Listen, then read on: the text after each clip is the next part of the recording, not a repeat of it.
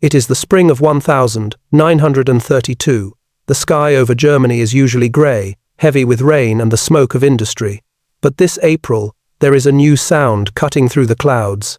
It is a sound that makes people on the ground stop, look up, and hold their breath.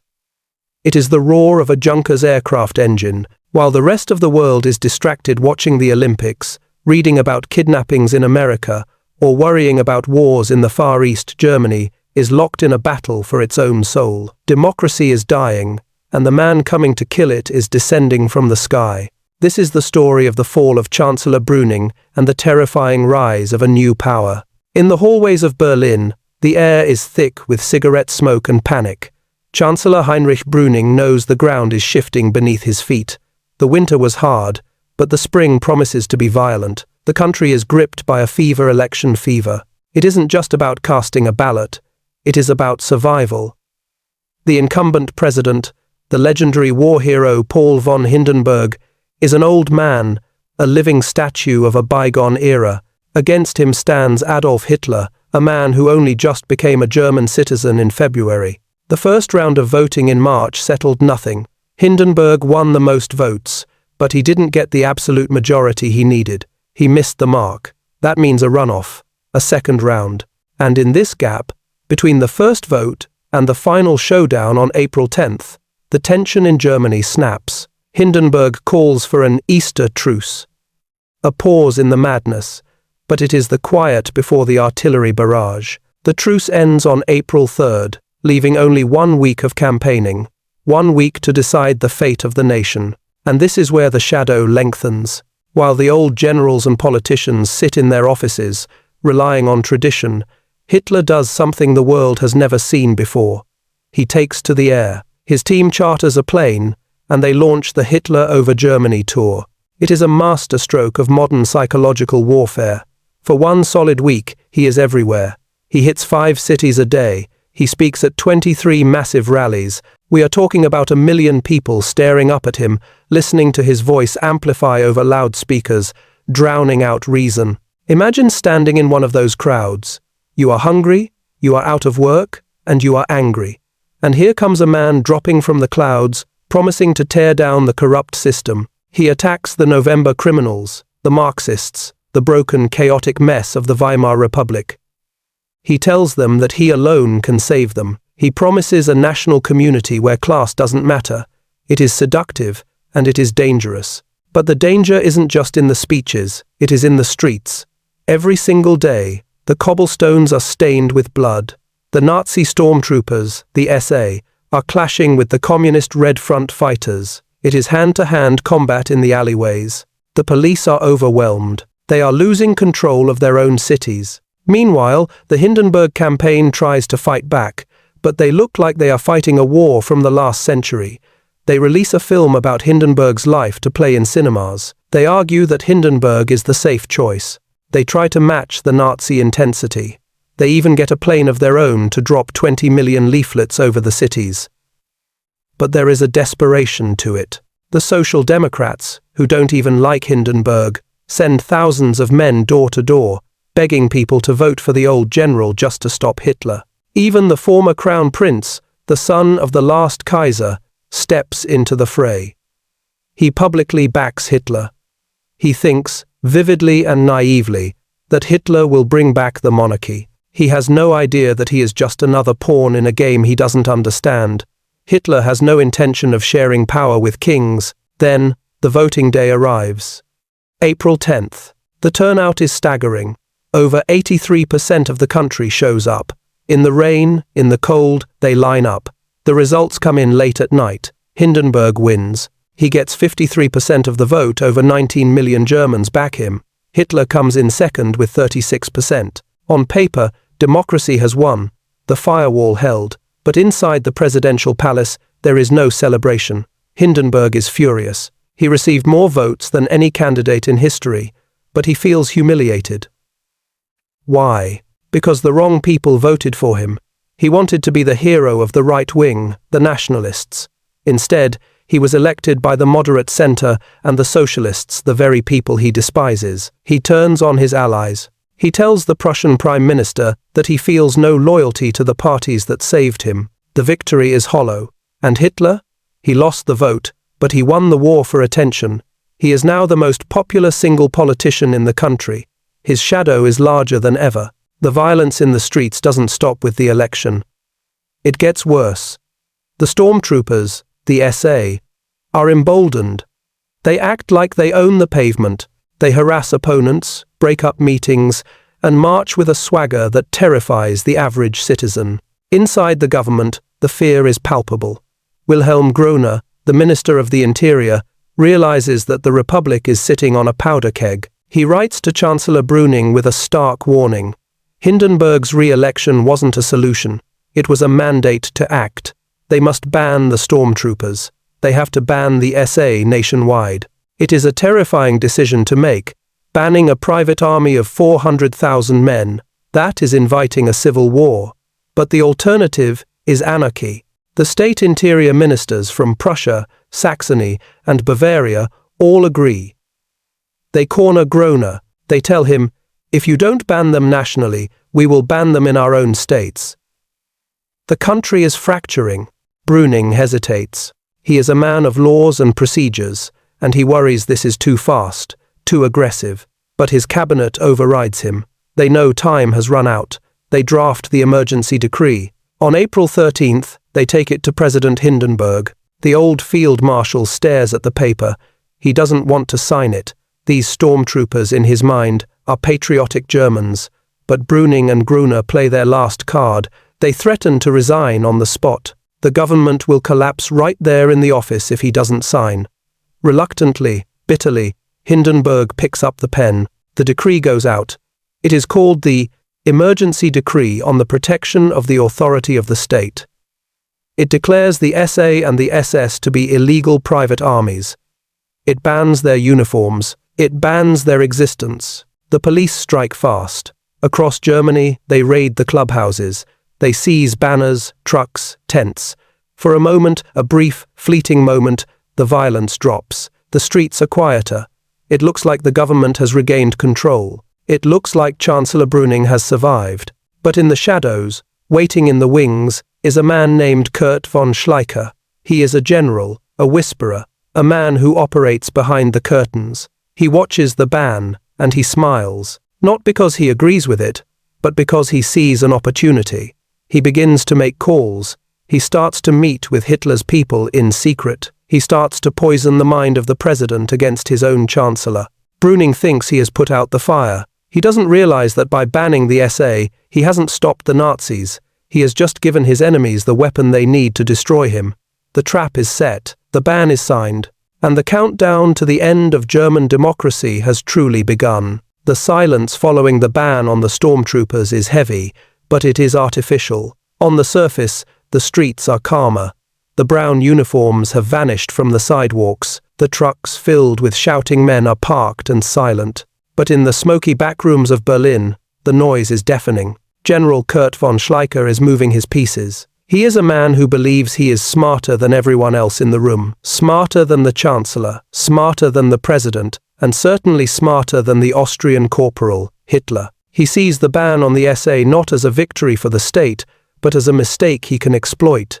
He moves immediately to undermine it. Schleicher sends a secret message to the Nazi leadership. I did not want this. He tells Hitler personally that he stands against the ban. It is a staggering act of betrayal against his own government, a handshake in the dark with the very forces sworn to destroy the Republic. Then, he turns his sights on President Hindenburg. Schleicher knows the old field marshal's weak spot. Hindenburg hates the idea of being owned by the left-wing parties. So, Schleicher orchestrates a piece of theater. He gets the head of the army command, General von Hammerstein, to deliver a dossier to Hindenburg's desk. It looks official. It looks damning. The file concerns the Reichsbanner, the paramilitary wing of the Social Democrats. These are men pledged to defend the democracy, veterans who march for the Republic. But the file paints a different picture. It claims they are militarily organized. It suggests they are dangerous. The file is a fabrication. It is a collection of clippings from right-wing angry newspapers and twisted interpretations of training manuals. It is a lie wrapped in official paper, but when Hindenburg reads it, his face flushes with anger. He feels he has been tricked by Chancellor Brüning and General Groner. Why, he demands to know, did we ban the nationalistic SA, but leave these socialist fighters untouched? He becomes convinced, fed by these whispers, that the Social Democrats are plotting a coup, a military takeover. Hindenburg fires off a furious letter to Interior Minister Groner. He demands an investigation. He practically accuses his own government of bias. And then, in a move that signals the end of discretion, the letter is leaked. It splashes across the front pages of the right-wing press. The public reads that the president does not trust his own ministers. Groner is a soldier. He investigates. He digs into the allegations of a socialist coup and finds nothing. It is smoke. He discovers that the source of the coup rumors is a man named Eugen Ott, one of Schleicher's own protégés. The knife is in Groner's back, and he knows exactly who put it there. He manages to convince Hindenburg that the coup story is false, but the trust is broken. The bond between the president, the chancellor, and the army is snapping. While the government eats itself alive, Adolf Hitler watches. For the Nazis, the ban on the SA is painful. Their army is illegal. Ernst Röhm, the scar-faced leader of the stormtroopers, is practically vibrating with rage. He commands 400,000 men. He wants to fight. He contemplates resisting the decree, taking to the streets and daring the police to shoot. But Hitler is colder. He is more calculating. He sees the trap. If the SA fights now, the army will crush them. They will lose everything. Hitler sends out an order: patience. I understand your feelings, he writes to his men. You are horribly persecuted, yet you have remained upright. He plays the victim perfectly. He tells them to hold the line, to wait. Why? Because the most important battle isn't in the streets with fists and clubs. It is at the ballot box. April is relentless. Just days after the ban, the country gears up for another round of elections. These aren't national presidential elections, but they might as well be. Prussia, Bavaria, Württemberg, Hamburg, these states are voting. It involves 3/4 of the entire German population. Whoever wins Prussia effectively controls Germany. Hitler launches his second air offensive. The engines roar to life again. April 16th to April 24th. He flies into the heartland. This time, he doesn't just stick to the massive cities. He lands in the rural areas, the places forgotten by the Berlin elites. He speaks to farmers, to small-town shopkeepers, people who feel their world is ending. He promises them that he will topple the Social Democrats who have ruled Prussia since the Republic began. The atmosphere is electric. The ban on uniforms means the Nazis can't march in their full regalia, but everyone knows who they are. The tension at the polling stations on April 24th is suffocating. When the results come in, the political map of Germany is rewritten overnight. In Prussia, the fortress of the Social Democrats, the walls come crumbling down. The SPD crashes from 29% to 21%. They lose 43 seats.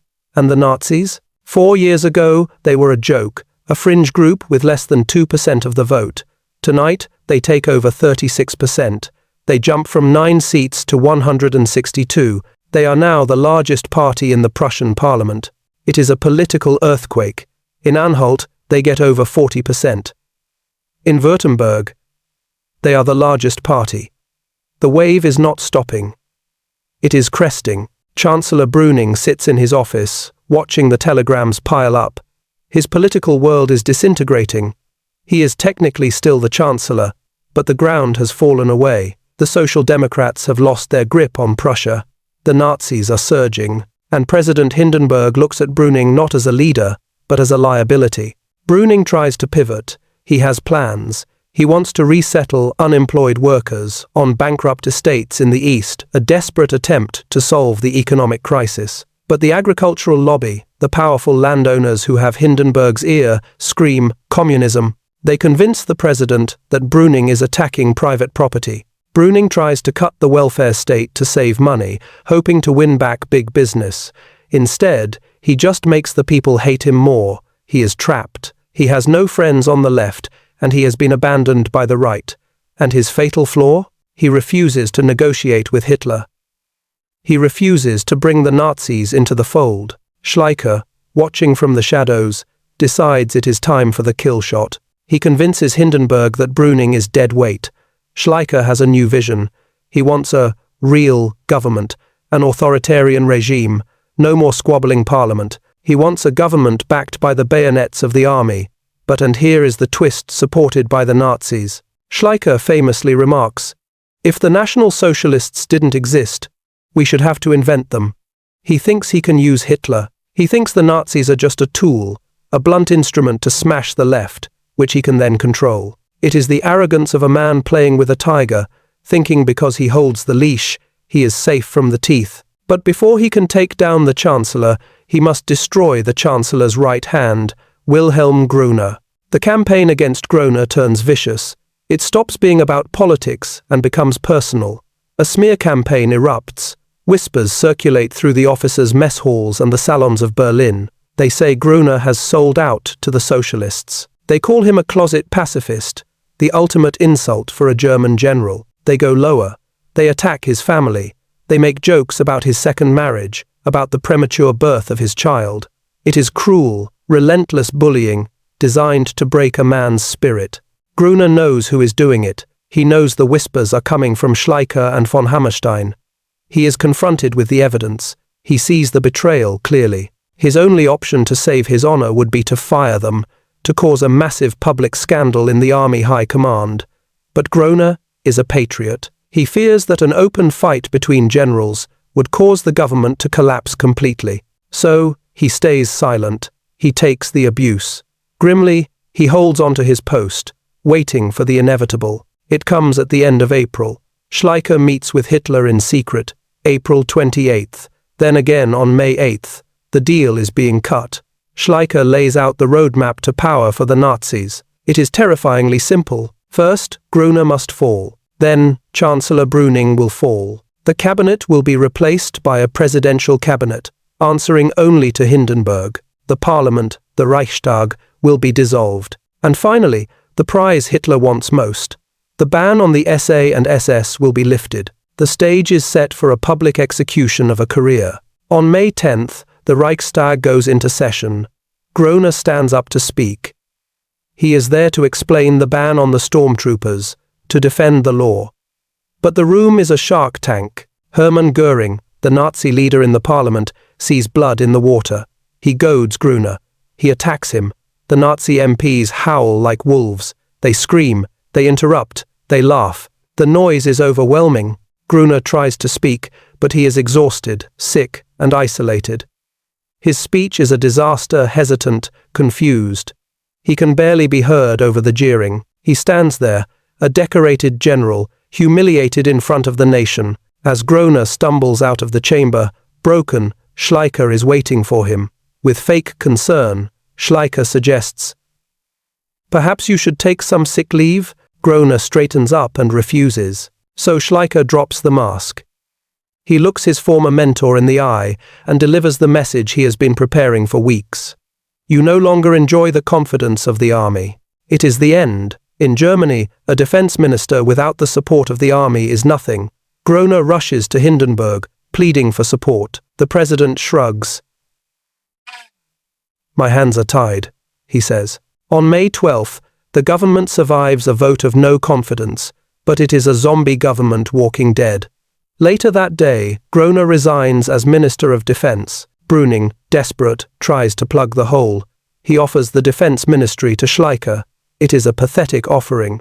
Schleicher refuses. He doesn't want to join a sinking ship. He is the one drilling the holes in the hull. The collapse of Heinrich Brüning is now just a matter of days. The wolves are circling, and the shepherd has been chased away. The end of Heinrich Brüning comes not with a bang, but with a cold stare across a heavy wooden desk. It is May 29th, 1932. The atmosphere in President Hindenburg's office is frigid. Chancellor Brüning walks in, hoping to salvage his government. He has a plan. He believes that if he can just show the president a few diplomatic victories, he can turn the tide. He speaks with urgency. He tells Hindenburg that the economy will stabilize, that the people will come back around. But he makes a fatal error. He demands that Hindenburg stop listening to the shadow government, that circle of whispers and intrigue led by General Schleicher. He asks the president to trust his actual ministers, the men sworn to run the country, rather than his drinking buddies. Hindenburg doesn't argue. He doesn't shout. He simply reaches for a piece of paper. It is a prepared statement. The old field marshal reads from it mechanically. The words are likely not even his own. They bear the fingerprints of Kurt von Schleicher. The message is brutal. Hindenburg tells Bruning that he is done. No more emergency decrees. No more reshuffling the cabinet. The president is stripping the chancellor of every tool he has to govern. It is a firing in all but name. Bruning looks at the old man he has served faithfully for 2 years. Obviously, Bruning says. You want me to resign? Hindenburg nods. He looks tired. I must turn to the right at long last, he says. The newspapers and the whole nation demand it. You have always refused to do so. The betrayal is complete. Hindenburg, the man Bruning protected, the man Bruning got re-elected just weeks ago, is casting him aside. Hindenburg mutters that he wants a cabinet of his friends. The next day, May 30th, at noon, Heinrich Brüning formally resigns. This moment is a turning point in history.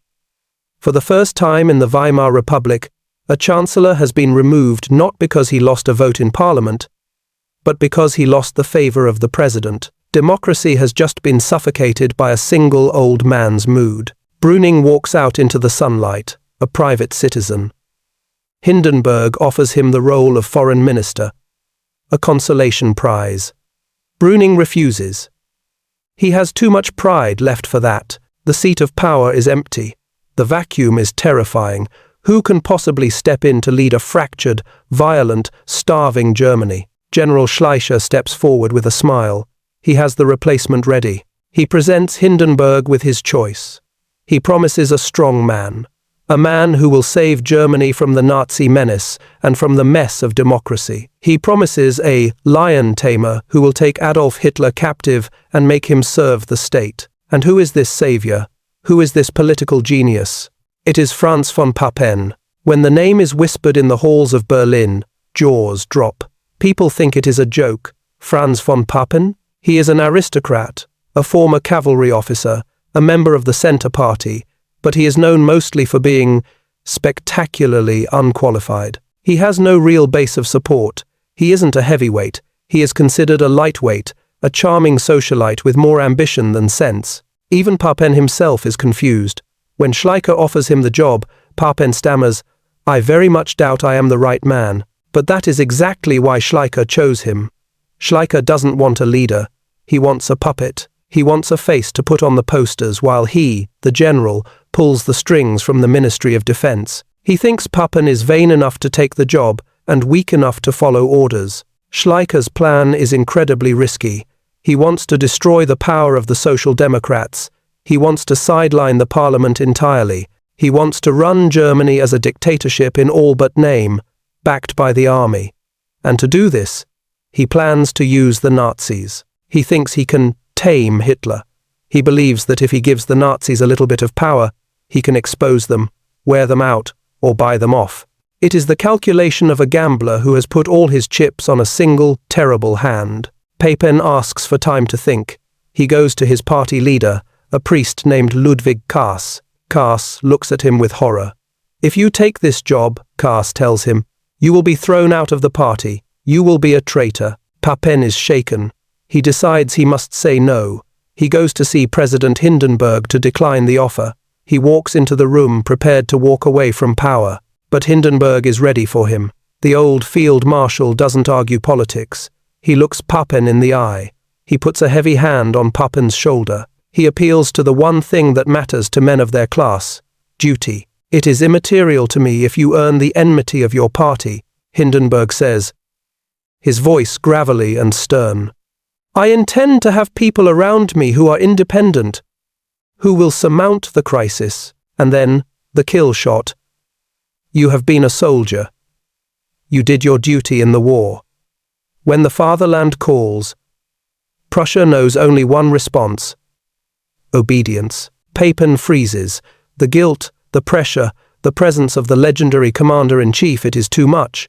He snaps to attention. He forgets his party. He forgets his doubts. He says, yes. On June 1st, 1932, the new government is announced. If the German people were expecting a government of unity, they are sorely disappointed. Papen's cabinet is nicknamed the Cabinet of Barons. There is not a single person representing the workers.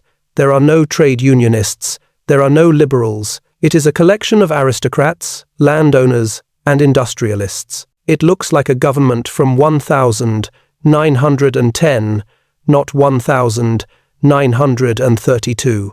It is a ghost of the old empire trying to rule a modern, broken republic. They have almost no support in the Reichstag. The Social Democrats hate them. The Communists hate them. The Centre Party feels betrayed. The only reason this government can exist is because of Hindenburg's signature. And because of a secret deal with the devil. Remember the promise Schleicher made to Hitler?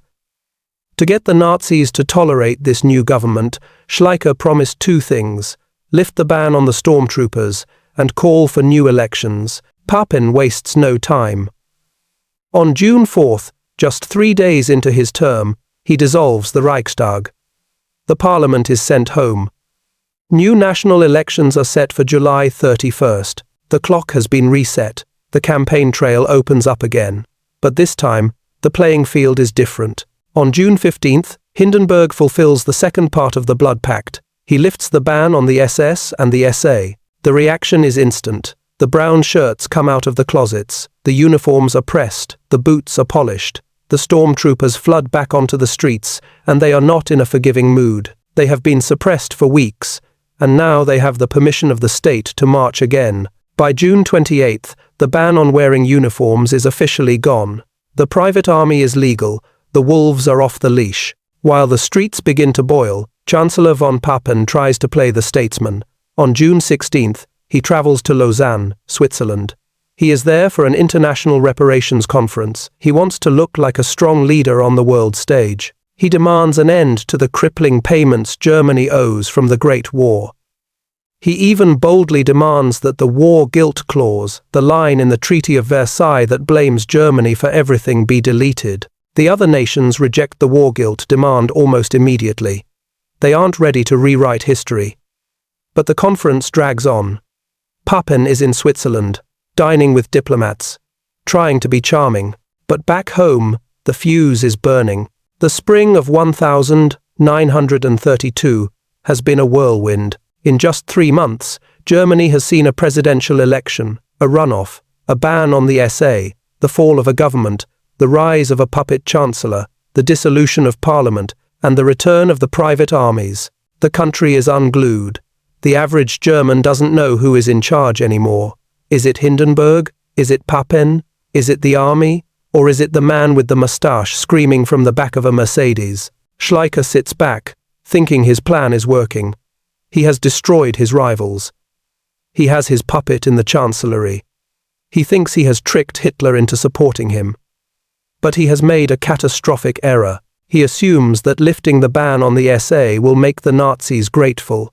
He assumes that Hitler will play by the rules of the old aristocracy. He doesn't understand that he hasn't bought an ally. He has just rearmed an enemy. Revenge is a powerful motivator.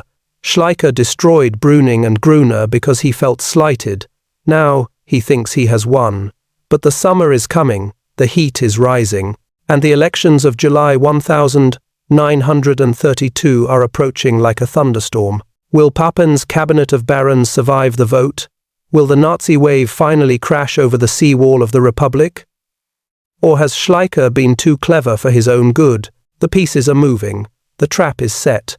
But it is no longer clear who is the hunter and who is the prey. The ink on the lifting of the ban is barely dry, but the blood is already flowing. June 1932 is not just a month on the calendar. It is a turning point where the Weimar Republic stops acting like a democracy and starts acting like a stepping stone for dictatorship. The cabinet of barons is now fully in charge. These men, led by Franz von Papen, look at Germany through the windows of their high-ceilinged offices. They see numbers, they see maps, but they do not see the people, and the people are suffering. While Papen packs his bags for the diplomatic luxury of Switzerland, he leaves behind a cruel parting gift. In June, his government issues a series of emergency decrees. These are not debated in Parliament, they are not voted on by the representatives of the people, they are simply ordered from above. The decrees are a hammer blow to the poor. Financial aid for agricultural workers, cut. Unemployment benefits, slashed. The requirements to even get help are made stricter. In a country where millions are out of work, where families are boiling cabbage stalks for soup, the government decides that the problem is that the poor are getting too much money. It is a cold, calculated move. It strips the last safety net away from the most vulnerable. Anger flares up in the breadlines. Desperation turns into radicalism. When a government tells you to starve quietly, you start looking for a voice that screams, and the Nazis are screaming louder than anyone. With the ban on the SA lifted, the stormtroopers return with a vengeance. They don't just come back, they come back angry. They feel vindicated. The state tried to crush them, and the state blinked. Now, they own the streets again. Imagine walking down a Berlin street in late June. The air is humid. The tension is physical. You hear the heavy rhythm of jackboots on the pavement. You see the trucks loaded with young men, their faces hard, their eyes scanning for targets. The violence isn't random anymore. It is systematic. They are hunting communists. They are intimidating voters, and they are daring the police to stop them. But the police are confused. A few weeks ago, they were told to arrest these men. Now, they are told to leave them alone. The authority of the law is dissolving. If you are a shopkeeper, a union worker, or a Jewish citizen, the lifting of the ban isn't a political maneuver, it is a death threat. While Germany begins to tear itself apart, Chancellor von Papen is in Lausanne. The contrast is sickening. He is there to negotiate reparations, to talk about money and treaties with the French and the British. He stands in grand halls, wearing his perfectly tailored suits, demanding that the world treat Germany with respect. He demands the removal of the war guilt clause. He wants history rewritten. The other nations look at him, this unknown aristocrat with no political support back home, and they shake their heads. They reject his demands. He is playing at being a statesman while his own house is on fire. But there is one man who is watching this fire with satisfaction. General Kurt von Schleicher. The puppet master is sitting in the Ministry of Defense, watching his plan unfold. To us, looking back, it seems like madness. Why would he destabilize his own country? Why would he let the Nazis run wild? The answer lies in a dangerous mix of arrogance and revenge. Schleicher was stung. When he tried to control the previous government, he was outmaneuvered. He felt humiliated. Benjamin Carter Hett, a historian, notes that Schleicher was stunned by his earlier defeats. He isn't just acting on strategy, he is acting on spite. He wanted to destroy Bruning and Gruner, and he did. Now, he believes he is the smartest man in Europe. He thinks that by letting the Nazis loose, he can use their energy. He thinks he can ride the tiger. He believes that the violence in the streets will force the country to turn to the army for salvation. He wants chaos, so that he can be the one to restore order. It is a gamble of breathtaking stupidity. Schleicher assumes that Hitler is just a rabble-rouser, a tool to be used. He forgets that Hitler learned his lesson back in 1923. Hitler knows he cannot fight the army. He knows he needs the system to destroy the system. Hitler sees the lifting of the ban not as a gift, but as a surrender. He sees the cabinet of barons, not as masters, but as placeholders. As June comes to an end, the atmosphere is apocalyptic. The time ghost of history is holding its breath. We have seen a spring of absolute madness. Elections, runoffs, bans, unbans, resignations, and betrayals. The country is being turned on its head every single week. The stage is now set for July. The elections are coming. The Nazis are legal, armed, and hungry for power. The government is hated by the people. The economy is in ruins. Schleicher rubs his hands together, thinking he has won. Papen toasts to diplomacy in Switzerland. And in the beer halls and the barracks, the stormtroopers sharpen their knives. The fall of the moderates is complete. The rise of the radicals is inevitable. The only question left is, how much of Germany will be left standing when the dust settles? The sun sets on June 1932, but there is no relief in the cooling air. The heat is just beginning. As the month closes, Germany stands on a precipice. The cabinet of barons believes they have successfully turned back the clock. Franz von Papen and his aristocratic friends think they have restored the old order, a world where gentlemen rule, where the army dictates the pace, and where the frantic noise of democracy is silenced. They think they have outsmarted the system, but they are looking at a mirage. They believe they can control the streets with decrees and backroom deals. They do not understand that the hunger in the bellies of the unemployed and the rage in the hearts of the youth cannot be soothed by a monocled diplomat in a silk suit. They have dismantled the welfare state right when the people needed it most. They have insulted the working class. They have alienated the center. And most dangerously, they have underestimated the predator they just let off the leash. General Schleicher sits in the shadows, confident in his grand design. He looks at the chaos he has engineered: the fall of Bruning, the humiliation of Groner, the rise of the Nazis, and he calls it a victory. He thinks the violence of the stormtroopers is a lever he can pull to frighten the public into accepting authoritarian rule. He believes that eventually he will snap his fingers, and the Nazis will heel like obedient dogs. It is a fatal miscalculation. Adolf Hitler is not a dog to be trained. He is a force of nature that is gathering speed. He sees the weakness in these men. He sees that they have no popular support, no connection to the masses. He knows that the upcoming July elections will not be a victory for the old conservatives. They will be a referendum on anger. The ban on the SA made sense. It was the state drawing a line in the sand, saying, "No more." But that line has been erased. The stormtroopers are back, and they are not just marching, they are preparing for war. They have seen the government blink. They know now that violence works. As we leave the spring of 1932 behind, the stage is set for a summer of blood. The firewall of the Republic has been dismantled, brick by brick, by the very men sworn to protect it. They did it out of spite. They did it out of arrogance. They did it because they thought they could ride the tiger. But as the days grow longer and the elections draw near, the question is no longer who controls the government. The question is, will there be a government left to control? The levees have broken, the flood is coming, and whatever happens next, you will be there to witness it.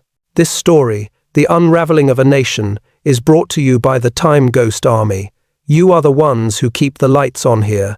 You are the reason we can dig into the files and bring these moments back to life. A special salute to our Army Member of the Week, Stephen Schutt, and to all our newly commissioned officers. If you want to help us keep telling this story, join the ranks at timeghost.tv or on Patreon. Do not forget to subscribe. The history of the world is turning, and you don't want to miss what happens next. See you next time.